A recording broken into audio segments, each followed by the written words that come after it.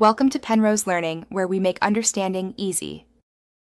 You begin by confirming the column that contains the same numbers you want to merge. First actionable step, sort that column so identical values sit together.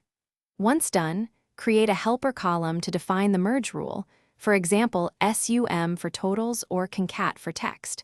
Make sure to select contiguous ranges only and lock headers with freeze panes so you don't misselect. This preparation ensures your next operations act on correct groups and prevents accidental data loss.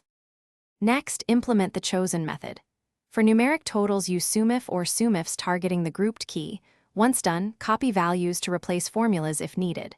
For text, use text join with IF to concatenate matching rows, wrapping with unique keys. If data is large or messy, use Power Query, load table, group by the number column, apply sum/all rows/text.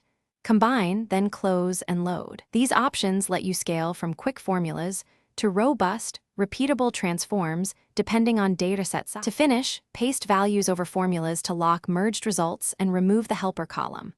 Once done, validate by building a quick pivot table or using countifs to confirm counts match originals.